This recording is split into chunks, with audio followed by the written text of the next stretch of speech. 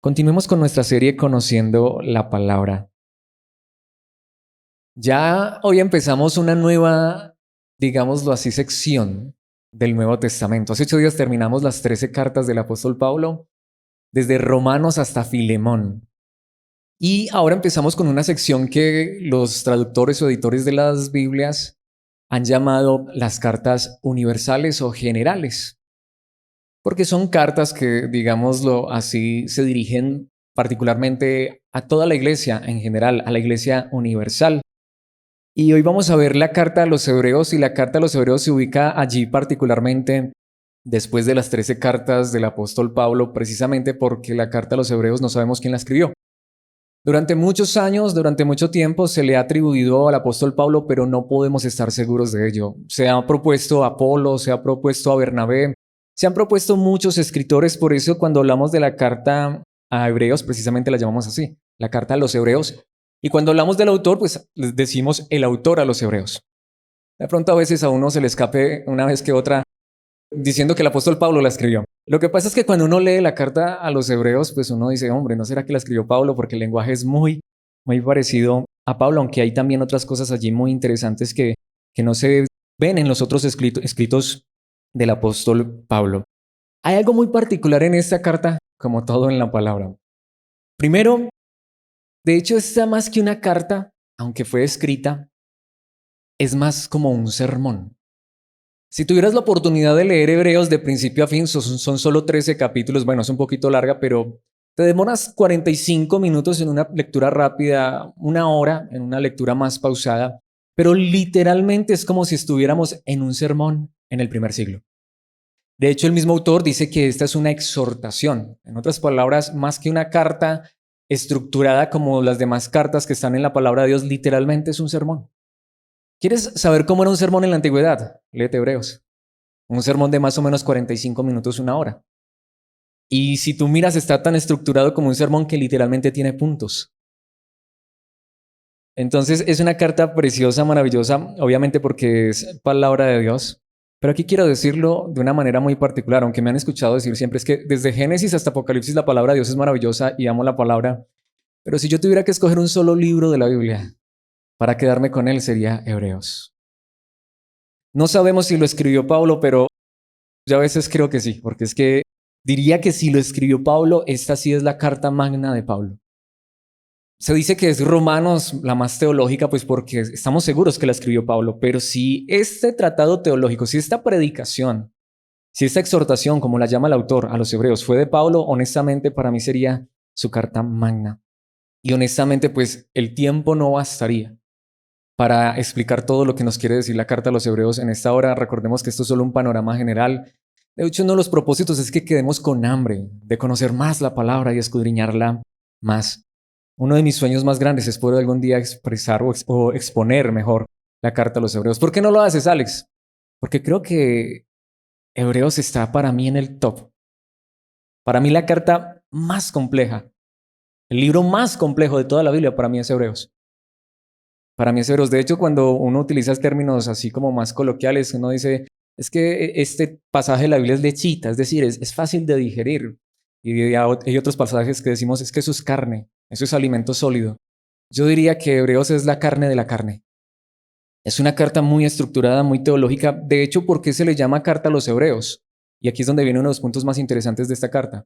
Porque aunque no sabemos a ciencia cierta la audiencia original, es decir, una iglesia en algún lugar particular, sí sabemos que el autor está muy familiarizado con sus oyentes, con sus lectores, y sus lectores son literalmente hebreos, es decir, judíos. Son personas que conocen al pie de la letra todo el Antiguo Testamento. Por eso cuando lees Hebreos, honestamente, de verdad es carne, es muy teológica y muy fuerte, porque se le está escribiendo esta carta a personas que conocían el Antiguo Testamento al derecho y al revés. Se entiende que son cristianos que venían del judaísmo. En otras palabras, son personas que nacieron, crecieron, sus abuelos, sus bisabuelos, sus padres fueron de la religión judía y ellos nacieron y crecieron en la religión judía, pero llega un momento en la historia en que creen en Cristo y dejan la religión de toda su vida, la religión de sus padres, y ahora creen en el cristianismo. Pero el contexto particular de esta carta va más allá, porque como ellos conocen el Antiguo Testamento, quiero decirles que el autor a los Hebreos cita 23 de los 39 libros del Antiguo Testamento. De hecho, la carta a los Hebreos tiene 303 versículos. Y de esos 303 versículos, 154, la mitad, tienen citas o referencias al Antiguo Testamento. Este autor me ganó a mí. Los versículos que más he traído yo en una enseñanza han sido 50. El autor da 153 citas. Literalmente cada cosa que este autor dice la respalda con un pasaje del Antiguo Testamento. Así que cuando tú lees Hebreos tienes que tener un conocimiento amplio del Antiguo Testamento. De ahí la complejidad de esta carta. Pero le he puesto como título a esta enseñanza lo mejor en la palabra. Y aquí es donde está lo más importante de esta carta. ¿Por qué le he puesto lo mejor en la palabra? El contexto más general y particular por el cual se escribe esta carta a estos hebreos o que venían del judaísmo, que ahora son cristianos, es un contexto muy interesante. Ya les dije, son personas que seguramente nacieron y crecieron en el judaísmo. Sus padres, abuelos, bisabuelos, sus antepasados son judíos y ellos ahora han creído en Jesucristo, han creído el Evangelio. Y para esta época se cree que particularmente Hebreos se escribe a finales de la década de los 60 del primer siglo, antes del año 70. ¿Por qué? Porque el autor a los Hebreos habla mucho del sistema de sacerdocio, de sacrificios, habla del templo que todavía está en pie y en el año 70 el templo en Jerusalén fue destruido por Tito Vespasiano, el general romano que luego se convirtió en emperador. Así que si para este momento el templo en Jerusalén todavía está en pie, el judaísmo todavía está siendo la religión oficial en Jerusalén, es evidente que todavía no se ha destruido el templo en el año 70, entonces se entiende que es más o menos por esa época, a finales, porque de hecho también hay una referencia a Timoteo que acaba de salir de la cárcel. Entonces entendemos que si Pablo escribe a Timoteo por allá en el 60, 62, posiblemente máximo 64, esta carta se escribe a finales de la década de los 60, antes de la destrucción del templo en Jerusalén, pero para esta época al judaísmo no lo perseguían. De hecho, los judíos tenían toda la libertad del mundo, pero a los cristianos ya los estaban empezando a perseguir. Y por eso se cree también que esta carta fue escrita a finales de la década de los 60, porque allí estaba ya el emperador Nerón, ese emperador que se empecinó en destruir a los cristianos y en perseguirlos. Y estos cristianos eran prósperos, eran ricos, eran adinerados, eran bien acomodados porque venían del judaísmo, pero ahora que estaban creyendo en Cristo Jesús, les estaban quitando sus propiedades, los estaban persiguiendo, los estaban metiendo a la cárcel. Y ahí es donde uno se puede preguntar, preguntémonos esto, tengo una religión, la religión de mis padres, y mientras estuve en esa religión todo marchó bien, me iba bien en la vida, estaba con salud, con bienestar, hasta tenía dinero, una casa bonita. Ahora creo en Cristo Jesús y todo empieza a salir mal. ¿No será que ese cambio de religión fue muy grave? ¿No será que nos equivocamos? Literalmente la carta a los hebreos es un ánimo que le da este hombre, este autor, a estas personas, diciéndoles, entendamos que hay algo mejor que esta vida. Entendamos que al creer en Cristo no creemos en Él solo para las cosas de esta vida. ¿Qué es lo mejor que Dios tiene para darnos? Lo mejor lo encontramos en la palabra. ¿Y quieres saber qué es lo mejor que Dios tiene para darnos? Lo encontramos en este libro particular, en esta carta a los hebreos. Por eso, y sé que va a sonar fuerte, pero sí, vamos a ver 8 puntos. Sé que son muchos, estamos acostumbrados a 2, 3, máximo 4, pero sí, vamos a ver 8 puntos, obviamente como un panorama general. Pero quiero que veamos 8 verdades en este libro, y hay mucho más, de verdad, hay mucho más en esos 13 capítulos, pero quiero que veamos qué es lo mejor que la palabra de Dios nos dice que Dios tiene para darnos. Y notemos este primer punto, mejor que los ángeles. Cristo es lo mejor que Dios tiene para darnos, y Cristo, Jesús, es mejor que los ángeles. ¿Cómo así que mejor que los ángeles?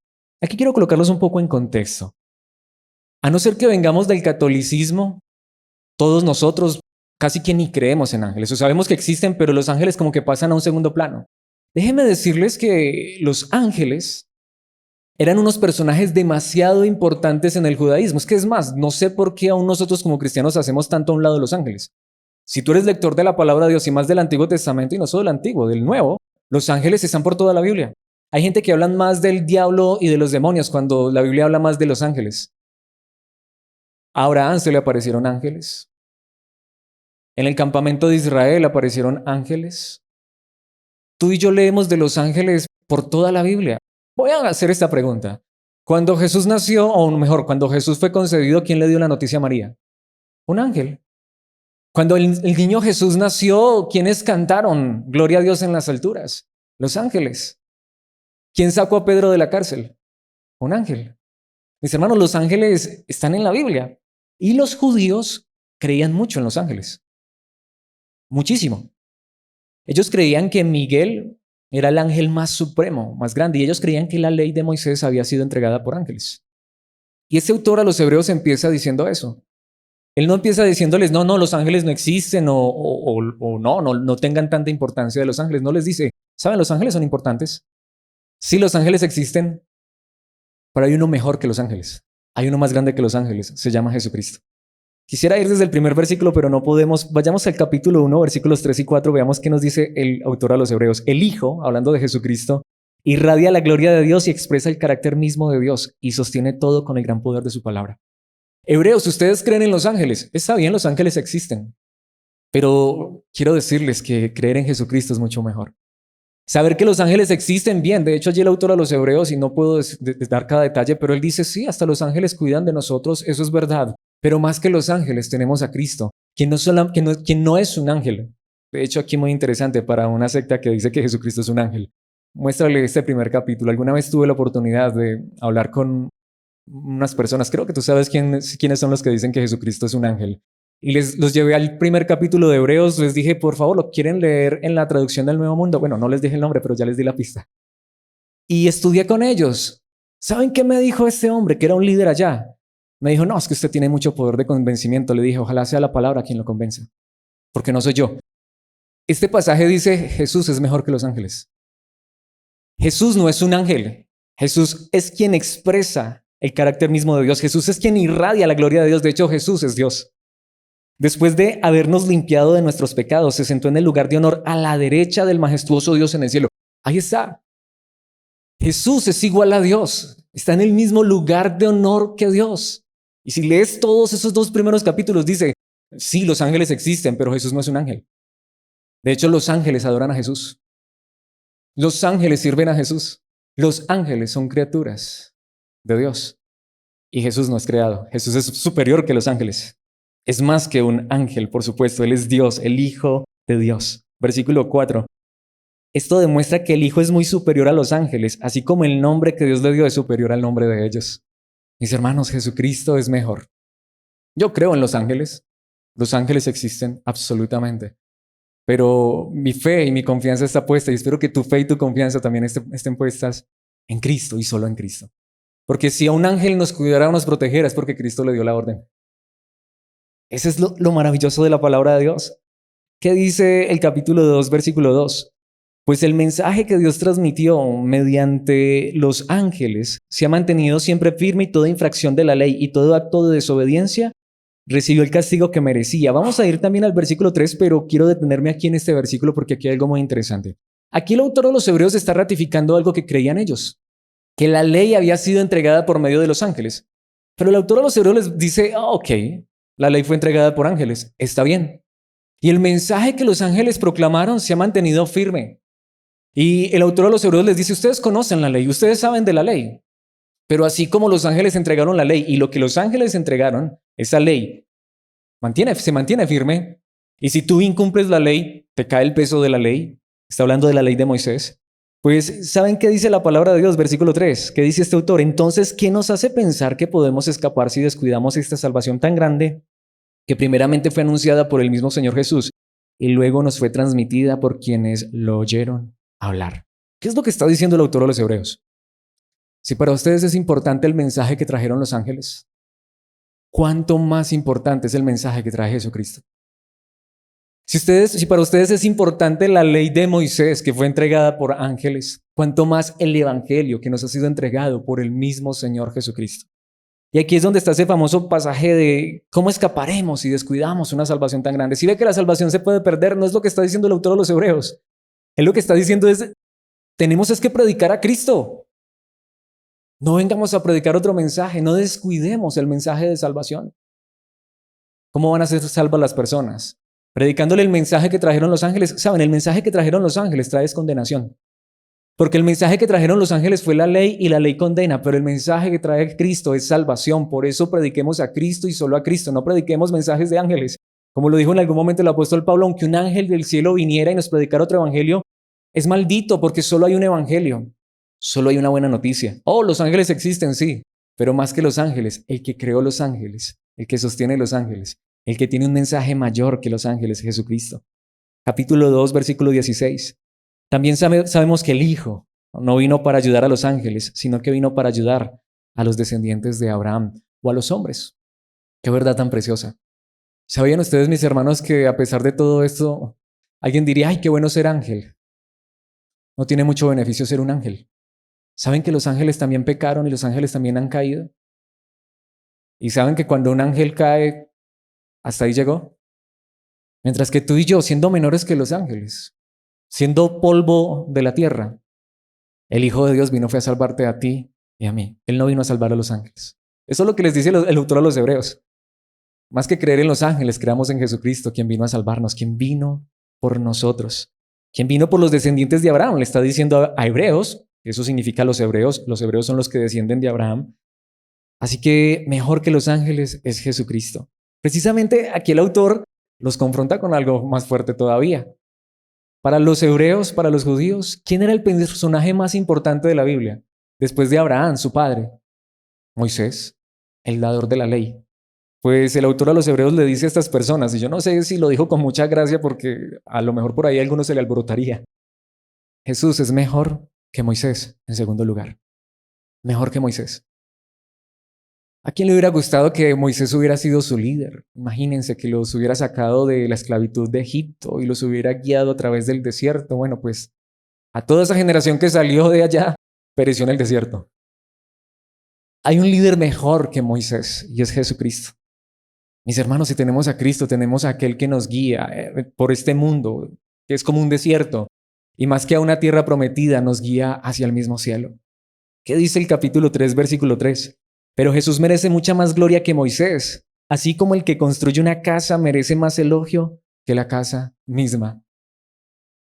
Igual el autor no está diciendo que Moisés no tuvo su protagonismo y que no tuvo su gloria, claro que sí, pero es que Moisés igual era un mortal, uno que vio la gloria de Dios, uno que hablaba cara a cara con Dios. No sé si alguna vez tú has leído esos pasajes allá de Éxodo, y es que cómo sería eso, Moisés hablando cara a cara con Dios. ¿Recuerdan cuando estuvo allá en el monte y descendió tanto que su rostro brillaba como el sol y tuvo que colocarse un velo? Uy, qué increíble hubiera sido eso. Ese Moisés que dice, te ruego que me muestres tu gloria, y Dios le mostró las espaldas y vio la gloria de Dios. Pero es que hay uno que no solamente nos muestra su gloria, sino que nos lleva a su gloria, Jesucristo. Por eso Jesucristo es mejor que Moisés.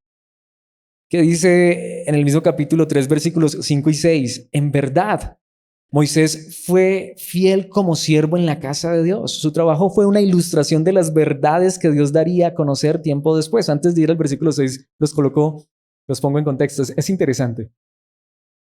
Moisés construyó un tabernáculo en esta tierra. ¿Has leído Génesis, Éxodo, Levítico, Números, Deuteronomio? Los libros que escribió él, pero particularmente Éxodo. Dios le encargó que él construyera un tabernáculo. Y Moisés fue fiel en construir lo que Dios le dijo. Tanto que Dios literalmente le dio las medidas de cada cosa que iba a hacer. Pero ¿sabían ustedes que eso era solo un modelo del verdadero tabernáculo, del verdadero templo que está en el cielo?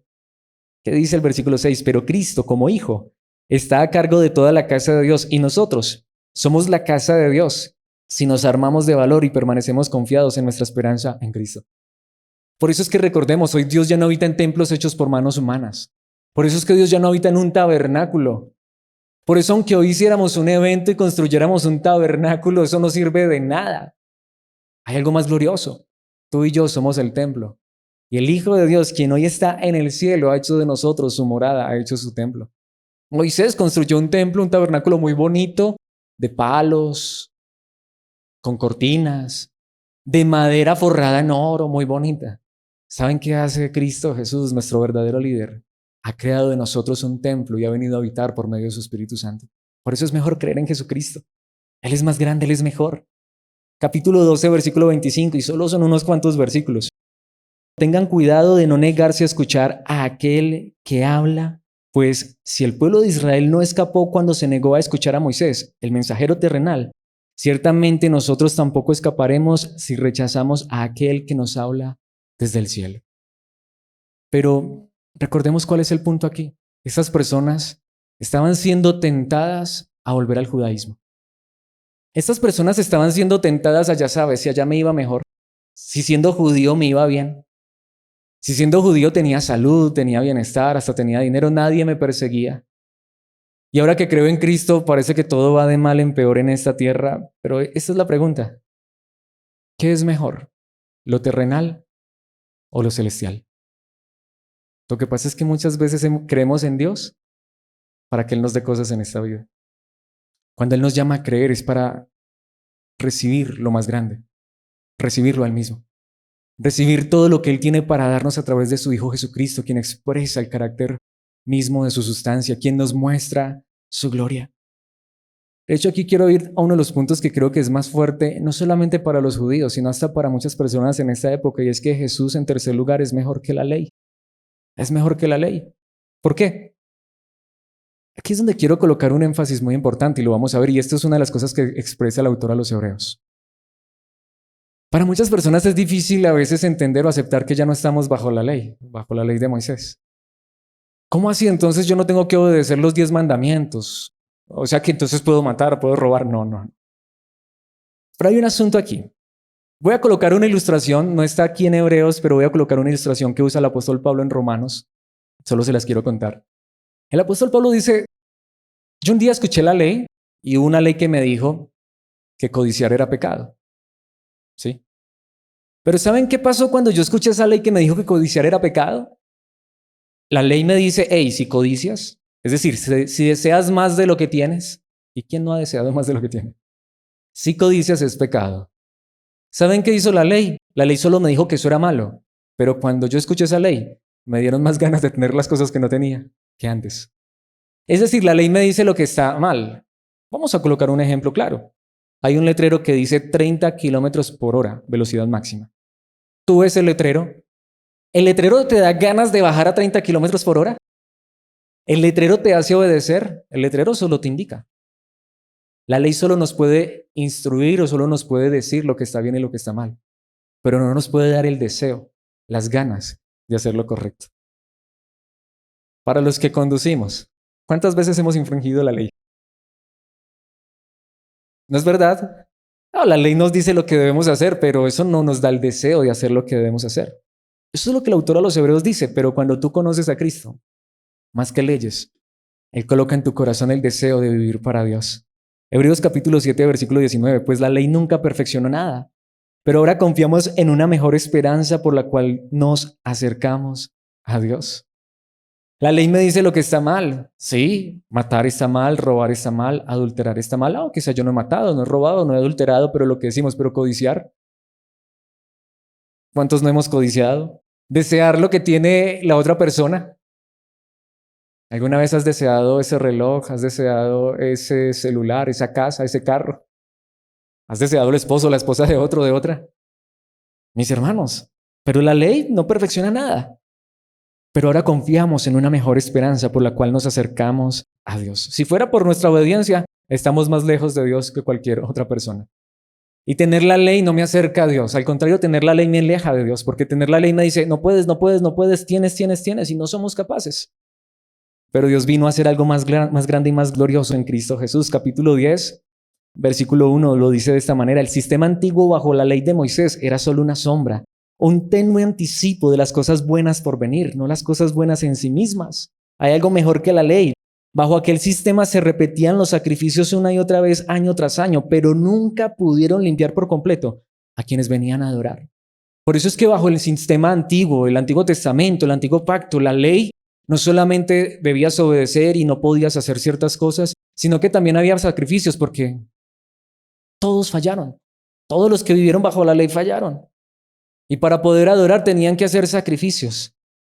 Pero mis hermanos, Cristo trae un nuevo pacto con una nueva ley. Mismo capítulo, versículo 16. Este es el nuevo pacto que haré con mi pueblo en aquel día, dice el Señor. Pondré mis leyes en su corazón y las escribiré en su mente. Por eso es que cuando uno conoce a Cristo no está ya bajo la ley.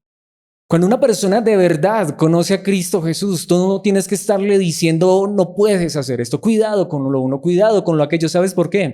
Porque si una persona de verdad ha creído en Cristo Jesús, Dios pone su ley en su corazón. ¿Sabes lo que eso significa? Que ahora tú deseas vivir para Dios. Que ahora tú anhelas vivir en obediencia. ¿Eso significa que somos perfectos? No.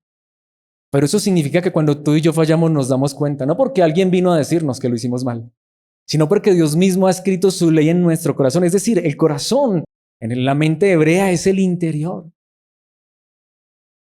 Tú obraste mal y hay algo dentro de tu corazón que te dice que eso no es correcto. Hay algo que te dice por qué lo hiciste si tú ya no eres así. Esa es la vida cristiana. Por eso es que muchos dicen, ay no, yo no me vuelvo cristiano porque es que me quitan lo bueno de la vida. ¿Y qué te quita Cristo? Te quita el pecado, te quita la maldad, te quita aquello que te lleva rumbo a la destrucción. Te da muchas cosas buenas aún en esta vida, pero lo más glorioso es que te da vida eterna, salvación y un nuevo corazón que quiere vivir para Dios. Y esto nos lleva precisamente al cuarto punto que está conectado con esta verdad, y es que en Cristo todo es mejor porque los creyentes en Cristo tenemos algo mejor que el pacto. Y esto sí que es fuerte, mis hermanos.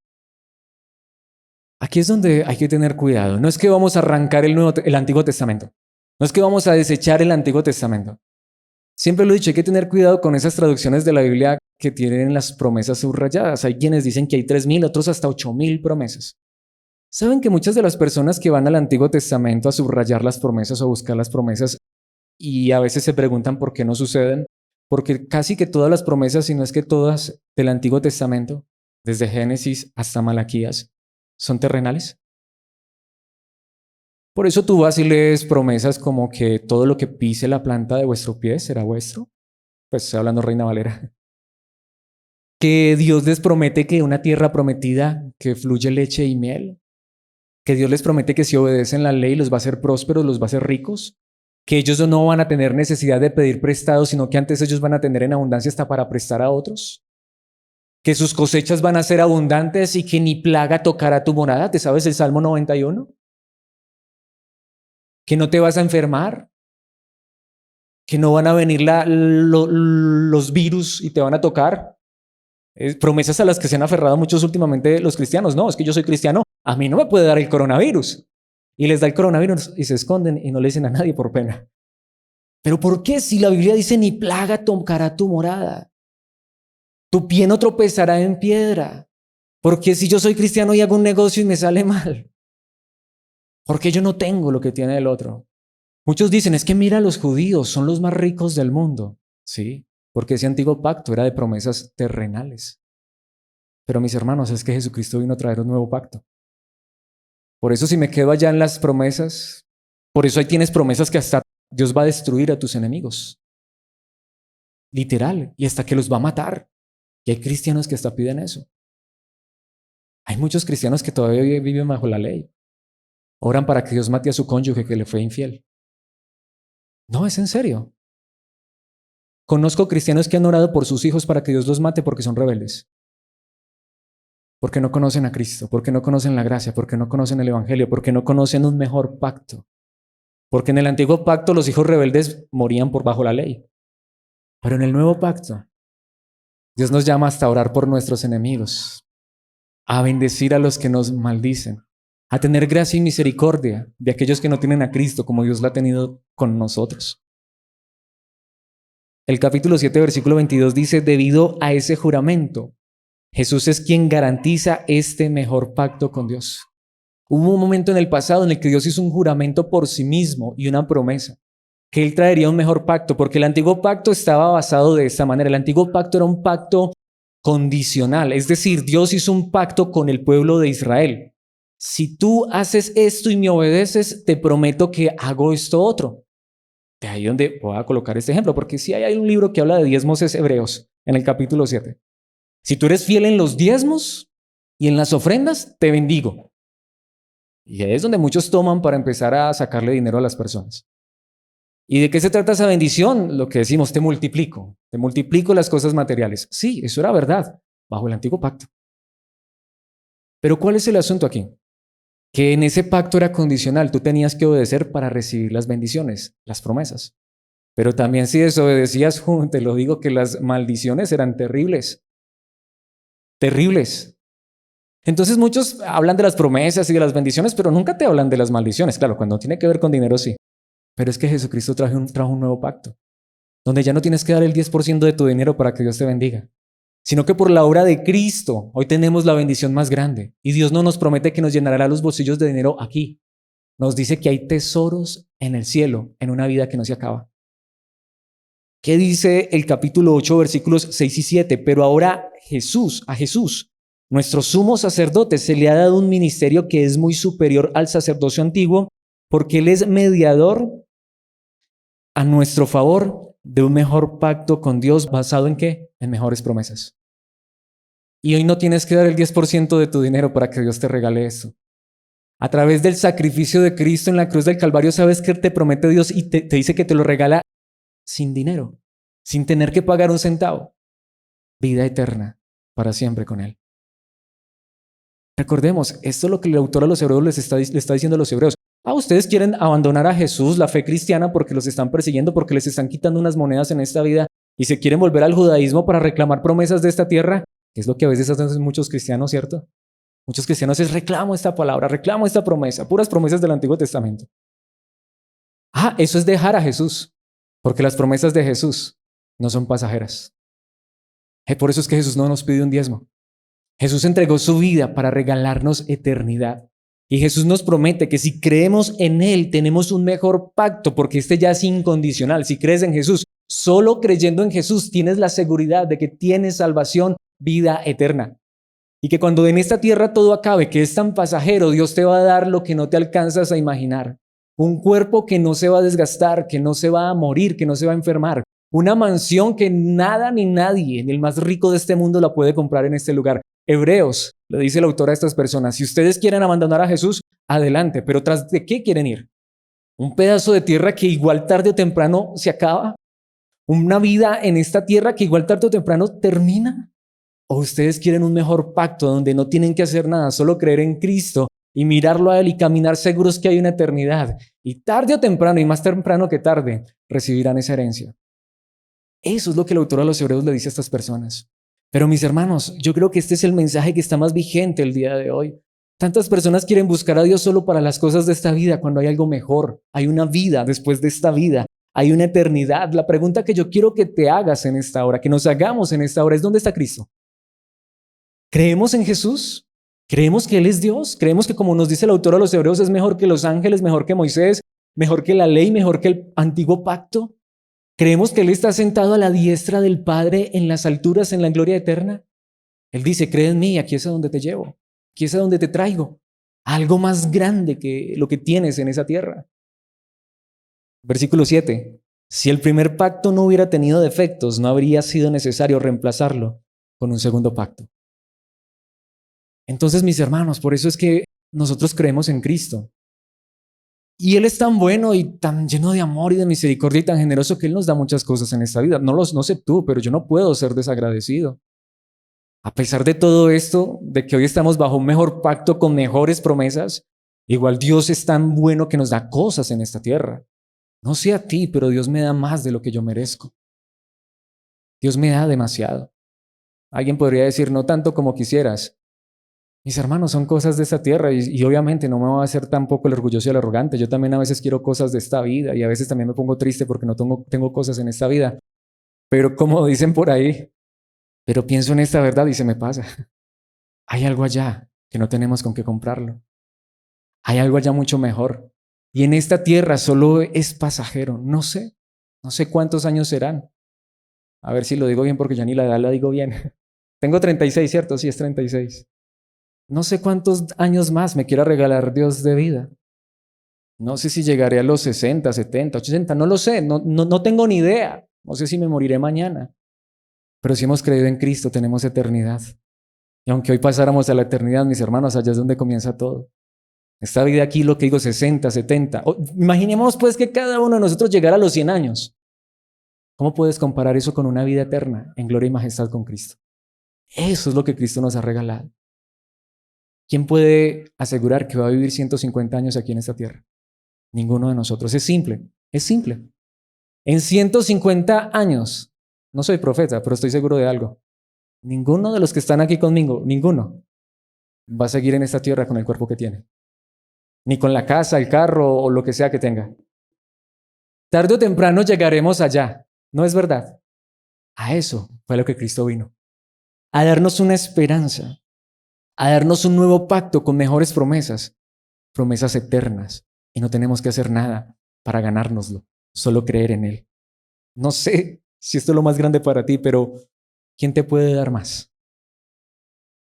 ¿Quién te puede dar algo tan grande sin tener que pagarlo? Porque Él ya lo pagó todo con su sangre. Capítulo 8, versículo 13. Cuando Dios habla de un nuevo pacto, quiere decir que ha hecho obsoleto al primero, el cual ha caducado y pronto desaparecerá. Por eso es que si tú eres cristiano, si eres hijo de Dios, simple, mis hermanos. Te lo aseguro, ya no te va a funcionar el diezmo. Ya no te va a funcionar eso de dar dinero y recibir dinero. Le estaba pasando a los hebreos. Eso ya no te va a funcionar. Si Dios quiere, nos da cosas en esta vida, no porque las merezcamos. Si Dios quiere, Él también nos puede dar salud y bienestar en esta tierra y no porque lo merezcamos. Y si Él no quiere, no nos lo da, porque eso no es lo que Él vino a comprar en esa cruz. Por eso es que tú, y no lo vamos a ver, pero porque precisamente eso está en el centro de la carta a los hebreos, según muchos, pero para mí no es el centro. Hay muchos que van a Hebreos capítulo 11, la fe. La certeza de lo que se espera, la convicción de lo que no se ve. Cree que Dios te va a dar eso que todavía no ves, esa casa que todavía no ves, ese carro que todavía no ves. Mentira. El autor de los Hebreos está llevando a los hebreos a colocar su mirada en aquello que no ven sus ojos y nunca verán sus ojos físicos, sino en una mirada como la que tuvo Moisés, puesta en el invisible, un hombre que rehusó ser llamado hijo de la hija de Faraón, es decir, el heredero al trono de Egipto, porque él sabía que ese trono en Egipto no le duraría mucho y que había algo por delante que duraba para siempre, que valía la pena mucho más que lo que dejaba atrás. Esa es la verdadera fe. Y Dios trajo este nuevo pacto, capítulo 9, versículo 15. Por eso Él es el mediador de un nuevo pacto entre Dios y la gente, para que todos los que son llamados puedan recibir la herencia eterna que Dios les ha prometido. Pues Cristo murió para librarlos del castigo por los pecados que habían cometido bajo ese primer pacto. Qué versículo tan impresionante. Él es el mediador de un nuevo pacto y este nuevo pacto promete una herencia ¿qué? Eterna. ¿Dónde quedan los pactos que hoy hacen muchos? Pacte con dinero para que Dios te dé dinero. Quiero presentarte el mejor pacto de todos. Cree en Jesucristo y te regala una herencia eterna. ¿Sabes tú lo que Dios te va a regalar cuando partas de esta vida? ¿Lo conoces?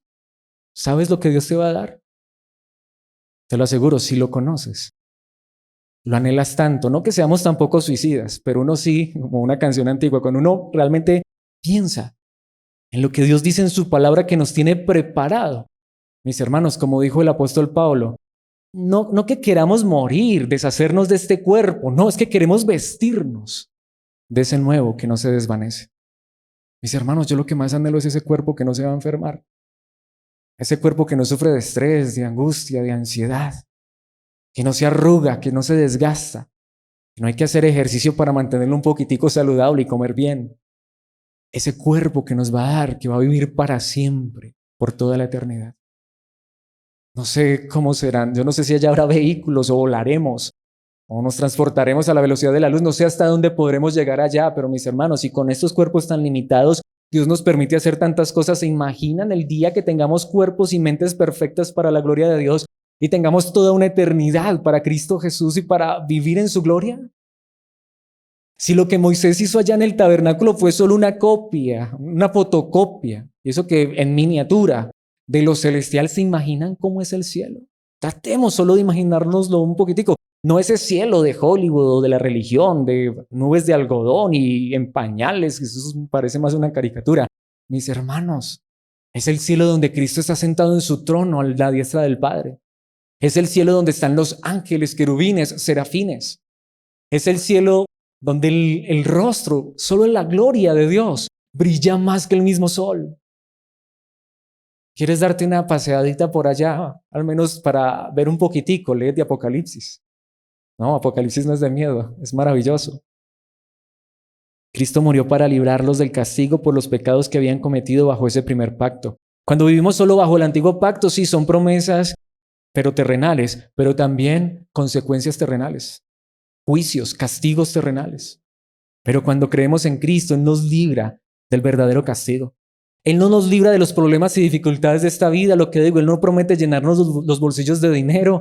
¿Saben por qué? Porque es que Él vino de allá. Él sabe que lo que hay allá es mejor que lo que hay acá. Y si así fuera, entonces, ¿por qué cuando Él vino, en dónde nació? En un pesebre. ¿Cómo vivió en esta tierra? ¿Qué tuvo en esta tierra? Pero ¿qué vino a hacer Jesucristo? A cumplir su misión. Murió en la cruz, pero al tercer día se levantó y regresó a donde Él sabía que estaba lo mejor. Hacia donde nos lleva Cristo. Por esto este es un mejor pacto. Capítulo 10, versículo 9. Luego dijo, este es Jesucristo, aquí estoy, he venido a hacer tu voluntad. Él, Jesús, anula el primer pacto para que el segundo entre en vigencia.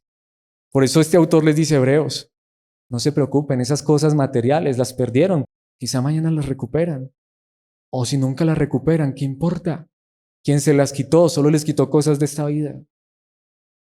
Hebreos, no se preocupen tanto por esos gobiernos corruptos, por quizá Nerón que los está persiguiendo. No sé si quizá tuvo la oportunidad más adelante de decirles eso. Ese hombre tarde o temprano pasará a la eternidad, al igual que ustedes. Él va a un lugar diferente, nosotros vamos al cielo.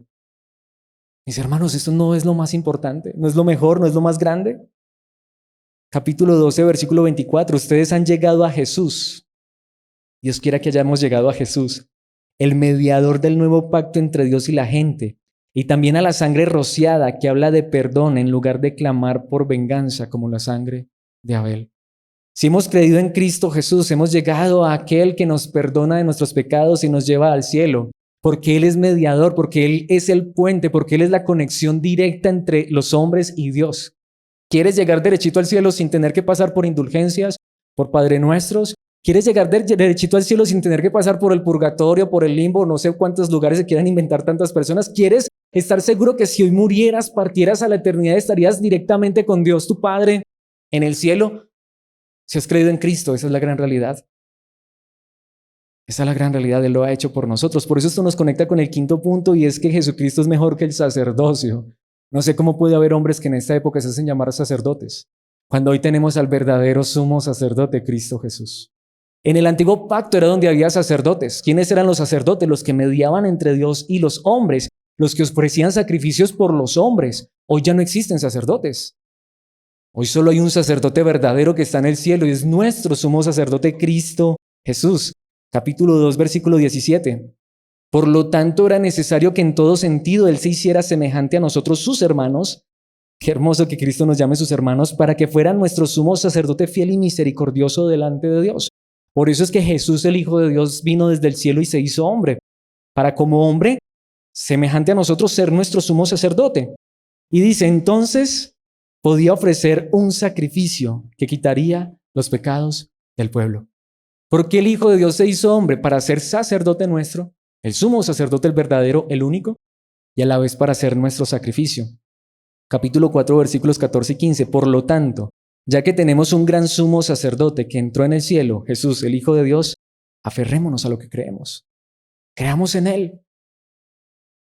¿Alguna vez te han preguntado si tú tienes sacerdote? Yo sí tengo uno, Jesucristo, nuestro sumo sacerdote. Y Él entró, fue al cielo. Y Él está allá a la diestra del Padre intercediendo por nosotros. Y entró al cielo con un sacrificio perfecto. Versículo 15. Nuestro sumo sacerdote comprende nuestras debilidades porque enfrentó todas y cada una de las pruebas que enfrentamos nosotros. Sin embargo, Él nunca pecó. Jesucristo no solamente se hizo hombre para ser sumo sacerdote y morir por nuestros pecados, también se hizo hombre para vivir como uno de nosotros y entendernos en nuestras debilidades. Él es compasivo con nosotros. Él sabe lo que es ser humano. Él sabe lo que es sufrir en esta tierra. Si hay uno que sabe lo que es vivir escasez, Jesús. Te lo aseguro, ninguno de nosotros ha vivido tanta escasez como Jesús. Si hay uno que sabe lo que es la soledad, lo que es la traición. Si hay uno que sabe lo que es que su mejor amigo no solamente le clave un puñal por la espalda, sino que lo clave en una cruz. Si hay uno que sabe qué es lo que su mejor amigo diga, no lo conozco, que hasta su familia lo rechace, Jesús. Si hay uno que sabe desde el pesebre lo que es sufrir, es Jesús. desde su nacimiento hasta la cruz. Por eso Él comprende cuando sufrimos. Por eso fue que Él vino a esta tierra. No tanto para quitarnos el sufrimiento, sino para decirnos, no te preocupes, eso allá solo es pasajero y momentáneo. Y yo sé lo que es sufrir, te entiendo. Por eso fui allá, no para quitarte el sufrimiento de esa tierra, porque es inevitable, sino para que cuando termines tu carrera en esa tierra, llegues aquí conmigo y ya nunca sufras, sino que vivas eternamente y para siempre. Capítulo 5, versículo 9. De ese modo, Dios lo hizo apto para ser el sumo sacerdote perfecto y Jesús llegó a ser la fuente de salvación eterna para todos los que le obedecen. Por eso obedezcamos a Cristo, creamos en Cristo y descansemos en Él. Precisamente ese es mi sexto punto, y es que Jesucristo es mejor que el descanso. Bajo el antiguo pacto había un día de descanso, un día de reposo, que eso se convirtió fue en un problema. Pero recordemos, Israel es sacado por Moisés de Egipto. Eran esclavos en Egipto. Y cruzaron a través del desierto e iban rumbo a la tierra prometida, y la tierra prometida era el descanso de ese caminar en el desierto. ¿Saben qué dice el autor de los Hebreos? Tratemos de imaginarnos eso. Mientras tú y yo estemos aquí en la tierra, es el desierto. Es el desierto, estamos pasando por el desierto. Habrá problemas, dificultades, escasez, enfermedad, hasta muerte.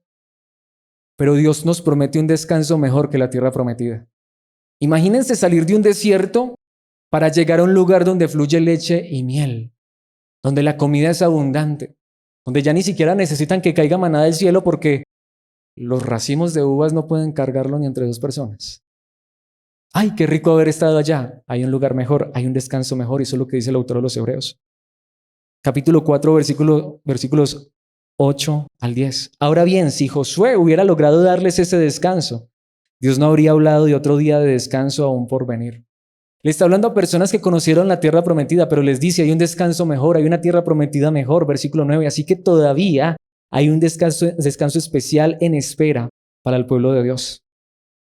Pues todos los que han entrado en el descanso de Dios, y está hablando de creer en Cristo, han descansado de su trabajo, tal como Dios descansó del suyo después de crear el mundo. Si tan solo entendiéramos esa verdad, sería tan glorioso. ¿Por qué está diciendo que este es el descanso que Dios da? ¿A qué se refiere? Tristemente hay muchos cristianos que no han descansado. Tristemente hay muchos cristianos que no han entrado en el descanso de Dios. ¿Saben por qué? Porque creen que llegar al cielo es por sus propias obras, por sus propios medios. Dios hizo la creación en 6 días y el séptimo descansó. Ya toda la creación quedó terminada. ¿Saben qué nos está diciendo el autor de los Hebreos? Cuando tú crees en Cristo Jesús, entras en el verdadero descanso. Porque lo que decíamos hace un momento, tú sabes que si hoy pasaras a la eternidad, o si hoy Cristo regresara, tú no tienes que estar preocupado por ganarte el cielo. Él lo ganó por ti. Tú puedes hoy descansar en los brazos de Cristo Jesús. Claro, también nos habló la palabra de Dios. Él es nuestro sumo sacerdote fiel y también nos llama a vivir para Él, a obedecerlo. Pero no lo obedecemos y no hacemos cosas buenas para que alguien nos diga, mi Dios le pague y le dé el cielo. No, es que el cielo no nos lo ganamos con indulgencias. Ya Cristo nos ha regalado el cielo y por eso cuando tú conoces a Cristo, tú descansas.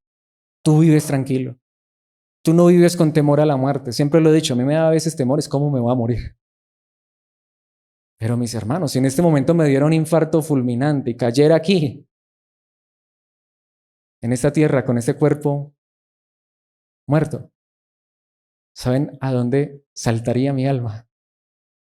A la misma presencia de Dios, por Cristo Jesús nuestro Salvador. Qué descanso tan grande. ¿Saben por qué? Porque en Cristo, en séptimo lugar, tenemos algo mejor que los sacrificios, que las obras. Porque en Cristo tenemos el sacrificio perfecto. ¿Sabe por qué si creemos en Cristo podemos estar seguros que vamos al cielo?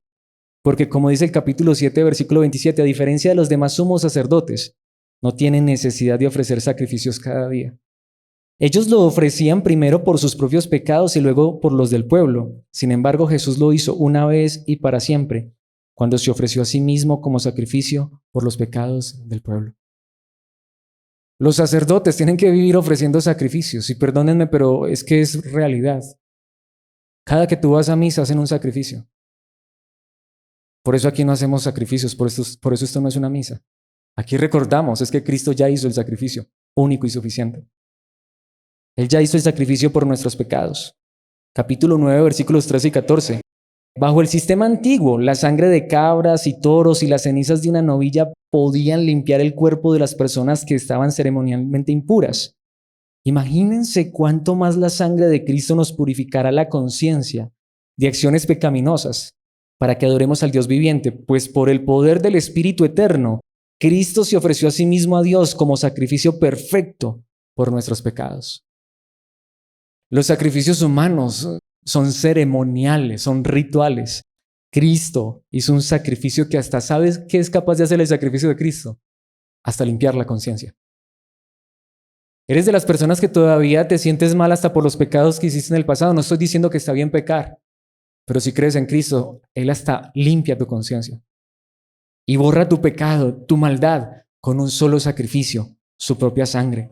Por eso llega el versículo que para mí es el más grande de Hebreos, y uno de los más grandes en toda la Biblia, Hebreos 10:14. Pues mediante esa única ofrenda, Él, el que se entregó, Cristo Jesús, perfeccionó para siempre a los que está haciendo santos. Esa es la verdad. Ninguno de los que está aquí conmigo, ninguno de los que pudiera llegar a escuchar este mensaje es perfecto en su diario caminar. Por eso Él nos está haciendo santos, pero por la ofrenda que Él hizo, ya somos perfectos delante de Dios. Y eso que somos en posición delante de Dios, podemos también serlo día tras día a través de la obra de Cristo, quien sigue orando en nuestros corazones. Por eso dice el capítulo 13, versículo 16, y no se olviden de hacer el bien ni de compartir lo que tienen con quienes pasan necesidad. Estos son los sacrificios que le agradan a Dios. ¿Por qué he traído este versículo? Si realmente quieres hacer algo, y no para ser salvo, sino porque te nace del corazón, haz el bien a los demás. Comparte con los que pasan necesidad. Ayuda a las personas que tienen necesidad. A Dios le agrada esto, pero no dice que para esto, que hacemos esto para ser salvos. Lo hacemos porque Dios nos ha salvado, porque queremos compartir con otros. Por eso esto me lleva al último punto, y para mí el más grande y el más glorioso, pero el más consecuente. Y es que Cristo es mejor que el mundo. Cristo es mejor que esta tierra. Cristo es mejor que lo que nuestros ojos pueden ver. Sí, por eso quiero ir a lo que realmente nos dice Hebreos 11, versículos 13 al 16. Todas estas personas de los que habla Hebreos 11, los héroes de la fe como los conocen algunos, murieron aún creyendo lo que Dios les había prometido. Y aunque no recibieron lo prometido, lo vieron desde lejos y lo aceptaron con gusto. Coincidieron en que eran ¿qué? Extranjeros y nómadas aquí en este mundo. Todos esos héroes de la fe murieron esperando las promesas de Dios. Porque ¿dónde estaban las promesas de Dios verdaderas para ellos? En el cielo, en la eternidad. Versículo 14. Es obvio que quienes se expresan así esperan tener su propio país. Si hubieran añorado el país del que salieron, bien, podrían haber regresado. Pero ¿qué dice el versículo 16? Sin embargo, buscaban un lugar mejor. ¿Una patria qué? Celestial. ¿Te sientes orgulloso de ser colombiano?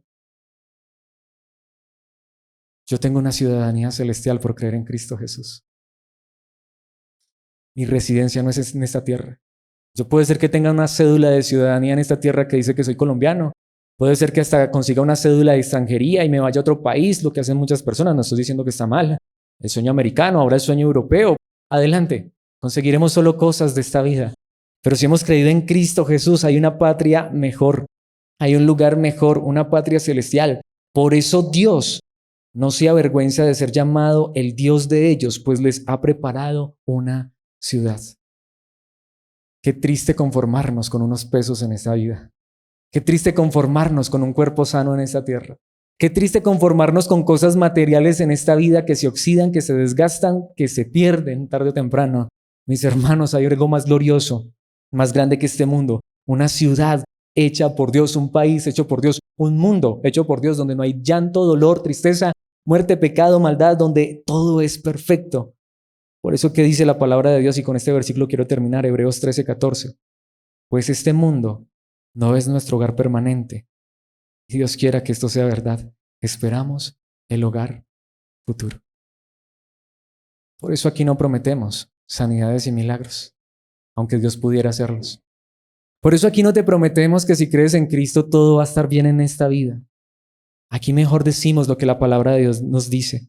Lo mejor en la palabra, como es el título de esta enseñanza, es que aunque haya sufrimiento y dolor en este mundo, aunque en ocasiones tengamos que vivir escasez, necesidades, limitaciones, mis hermanos, tenemos algo más que una tierra prometida. En Cristo tenemos algo más que lo que prometieron los ángeles. Tenemos vida eterna, tenemos una patria celestial. Esto es lo que nos promete nuestro líder mejor que Moisés. Y sabes, Él nos coloca en el corazón vivir para Él mientras llegamos a la eternidad y ha hecho un pacto con nosotros, pero Él es nuestro sumo sacerdote y Él nos ha dado descanso porque Él ha ofrecido un sacrificio perfecto por nuestros pecados para decirnos, no añores tanto este mundo, no te apegues tanto a este mundo, te quiero llevar a mi lugar celestial, a mi eternidad, y si crees en mí, puedes estar seguro, te llevo con seguridad. Mi pregunta para terminar es esta, ¿es lo que creemos de Cristo? ¿Es lo que creemos de Cristo? Es lo que nos anima y nos mueve cada día a querer vivir para Él mientras llegamos a ese lugar maravilloso. Mis hermanos, tarde o temprano esto pasará, pero lo que Dios nos ha prometido es lo mejor, lo que dura para siempre, y para eso fue que Cristo vino a morir por nuestros pecados, para ser nuestro sacerdote y salvarnos. ¿Quieren que le digamos, Señor, perdónanos si he vivido mirando tanto este mundo y esta vida, y ayúdame a mirar más hacia ti, hacia tu verdad y hacia tu eternidad, y que tú seas siempre mi esperanza? Padre nuestro que estás en los cielos, gracias por tu palabra. Padre, en esta hora te ruego que esta verdad nos aliente, nos consuele, como escribió este autor, que sea una exhortación, es decir, una palabra de ánimo, de aliento, de consuelo. Una palabra que nos recuerda hoy, a través de esta carta maravillosa, que lo mejor que tú tienes para darnos y que ya nos lo has dado en Cristo es eternidad. De hecho, Padre, en esta hora quiero pedirte lo que realmente es importante mientras llegamos allá. Te quiero pedir esto por cada uno de mis hermanos aquí presentes, por los que ni siquiera pudieron venir, por aquellos que pudieran llegar a escuchar este sermón, esta enseñanza. Que mientras llegamos allá a la eternidad a recibir todas las promesas de ese mejor pacto que tenemos en Cristo, como dice tu palabra, coloques tu ley en nuestro corazón. Y que nos lleves a vivir en esta vida, que lo que más anhelemos y deseemos no sea una casa bonita o un cuerpo sano y saludable, sino una vida que honre y glorifique tu nombre. Hijos, que vivamos para tu gloria, esperando y anhelando con el corazón llegar a casa, a tu casa, Padre, para ver tu gloria y majestad en el rostro de tu Hijo y para vivir para siempre seguros en tu eternidad. Que este sea nuestro anhelo, nuestro deseo hoy y siempre, hasta el fin, por los siglos de los siglos en Jesucristo. Amén y amén.